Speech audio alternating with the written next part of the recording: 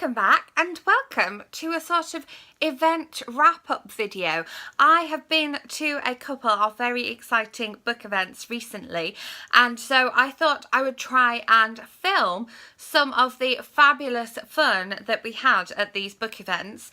So I will talk a little bit about what happened at the event, and then I will insert some of the footage, so hopefully everything works out okay and we get an exciting video. So the first event that I went to was in Waterstones, Birmingham, and that was an event with Lindsey, Kelk and Miranda Dickinson, two of my very favourite authors, and they were in conversation with each other, and then they did a lovely signing at the end, and they were absolutely fabulous talking to one another. They're both such funny ladies, and it was so interesting hearing what they had to say about writing and the world in general, and their books and their publishers and their ideas and how they write and where they write and what they think of their characters and which of the characters they would like to kill off. It was a discussion, then a Q&A, and then we could line up to get our books signed, and that was in celebration of the release of I Heart Forever by Lindsey Kelk. So I got myself a copy of this one, and obviously I got it signed. I talked about this one in the book haul that I posted a couple of weeks ago on here, and it was just great to chat to them. So I will now insert some footage of them having their chat and answering some questions, and I did do a write-up of this one on the blog as well, so I will pop a link to that in the description box. People that don't know, I write a book series called the I Heart series. I'm sure a lot of you have seen them around, if not picked one up yourself, and they follow a girl called Angela who moves from England to New York, and there have been now 7 books in the series. This is the 7th book, which is crazy, and she, hijinks ensue. I don't want to. It turned out last night some people came who hadn't read them. Oh no! And I made the mistake of mentioning any plot line that had happened in the last 8 years, and got a telling off. So all I'm going to say is I wrote some books, and if you've got questions, they can be part of the questions. I'll answer specific questions. But I wrote some books about a girl called Angela who moves to New York, dates a lovely man called Alex, who is in a band, terribly exciting, and has had like a whole lifetime of adventure. Because I kind of felt when I got to the end of a book, I'd messed in their lives too much. I felt my book characters were like, would you give me a break, you know, how do you know? But then I started getting lots of questions from readers, particularly about my first book was called Fairy Tale of New York. Obviously the poets nicked the title for their son. But yeah, it's obviously set in New York, and it was because it was my first book. I wrote it over 7 years. I never realised that, you know, it was actually going to be a book. It was my little thing to do when I got home from work. And so when it was published, there was kind of 7 years worth of hanging out with these characters in it. And I think that's why people have always wanted to know what's happening with them. So when I came to the end of my contract with HarperCollins, and I had to come up with the 6th book, and I wasn't sure what to do, my 6th novel. I went back, but I kind of did a standalone. I really fudged it because I was like, but I can't because I'm going to have to break them up and they're going to have to argue about who's putting out the rubbish. And it's just, you know, I feel like what do I do? So I had kind of the main character's sister and the main character, the main character's brother, and then all the other characters were in the background carrying on with their lives, so you could find out what happened to them. And that was quite nice. And then it started last week actually on my Facebook page, people going, can we go back? Because there's a 3rd Steinman brother, we haven't heard his story yet. And it's part of me's like, whoa, yeah, just do it. So it's changed, yeah. You heard it here first. So yeah, I don't know. But I'm in awe of people who can write series just because, I mean, what I love about the I Heart series, I'm just going to go totally fangirl over Lindsey, is that right? I'm going to let you. I'm going to let you. Yeah, cozy, so what cozy. I love about, quote me, on the I Heart series is just that you never feel like, oh, it's another book in the series. It's just, I want to know what's happening. What is Angela doing? What is going on?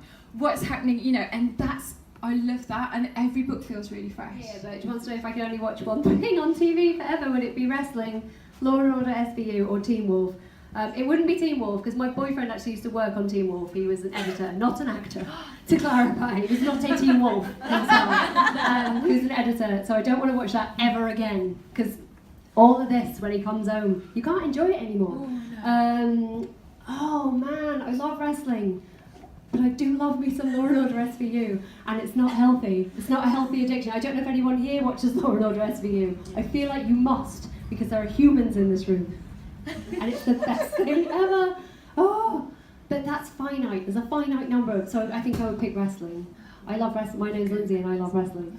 It's like Wrestling Anonymous now.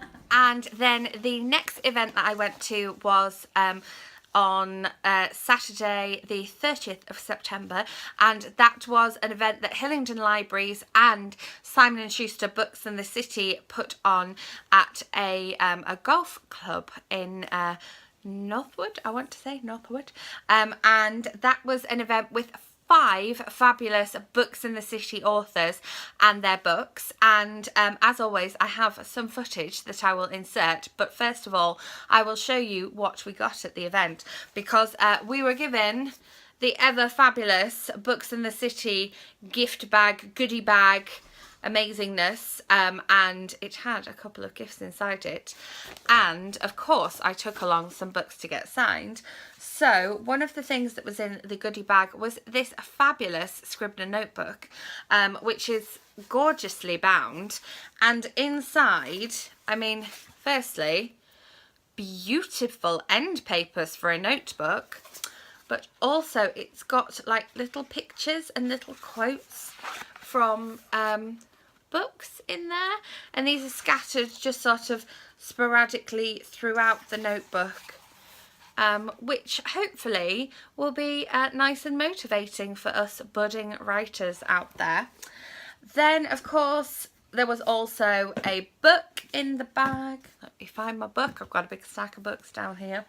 And that was a copy of How Not to Fall in Love Actually by Catherine Bonetto. I made a whole video talking about this one, which I will link below or try and link up here as well.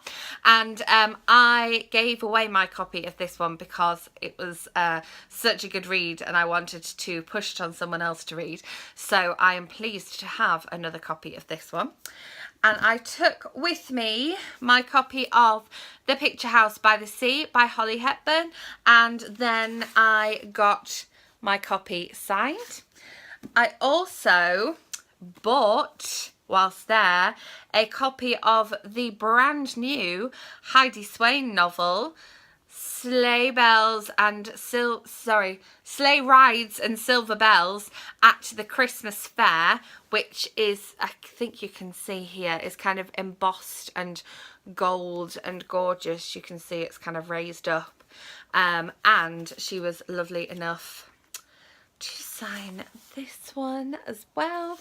So I have a signed copy of that one, and this one actually came out last week on the 5th of October, so if I have already posted a review on my blog, I don't know what future me will have done.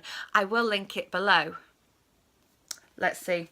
Then I also, the other author who was also there was Penny Parks, and so we got our copy of Out of Practice and Practice Makes Perfect signed by her as well.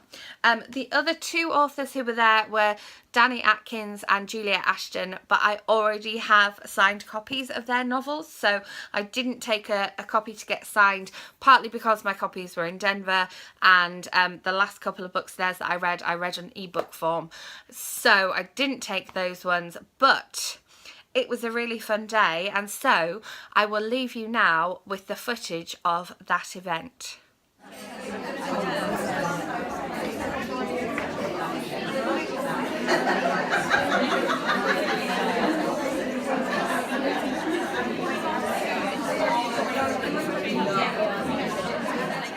But also I've been told to talk about the next one, which is slightly confusing. So this is Practice Makes Perfect, number 2 in the Larkford series, and coming next year will be Best Practice. Back to Larkford with dishy doctors and dogs galore, and we really are going full Jeopardy and japes. There are all sorts of little hurdles on the path to happily ever after for our Holly and lovely Dr. Taffy, and we also have a new character joining them, who's a rather dishy pilot named after our dear Lady Berkshire in the corner. And for those of you that have seen him on social media, well, share him a few more times because he is very easy on the eye. We've got a little bit of jeopardy facing Larkford, and everybody has to pull together again, of course. And for those of you that have fallen in love with Coco, the Cocker Spaniel, in practice makes perfect, don't worry, she's back, waggier tail than ever, and a very, very important part to play in bringing the practice forward. The book that came out in March this year, but talking about the one that's coming out next year, next July, will be something called While I Was Sleeping. I think that's what it's going to be called. Title might change, but let's assume it doesn't. It's very difficult to talk about this one without giving too much away, but there's going to be about 2 very strong female characters whose lives are going to be linked in all kinds of ways that they never expected. There will be, if anyone's ever read any of my books, there's normally something fairly tragic that happens fairly soon at the beginning. That seems to be what I do. So be expecting that, but there's going to be heartbreak, there's going to be love, of family, of friends, heartbreaking decisions, and if you're not crying at the end of it, I haven't done it right. There we are, that's me.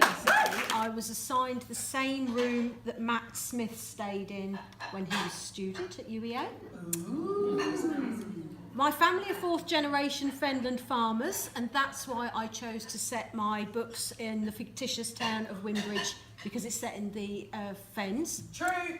Have you said that to everything so far? Yes. I'm so gullible. And finally, during my teenage years, I spent 3 years at boarding school, and the school was a Norfolk convent, which has now become the focus of a Channel 5 documentary featuring an unlikely coalition of nuns and party girls. True!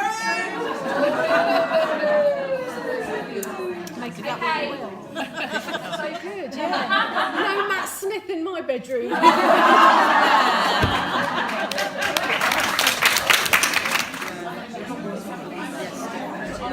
Writing an essay in there. I'm standing behind you.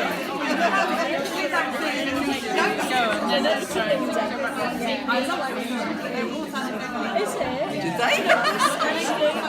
It was the most difficult one to write. You're telling all to but so many people said that I enjoyed it the most. You know, we're also bloody Having a hard time. shallow, aren't we? And so we, you know, now remind me of your name.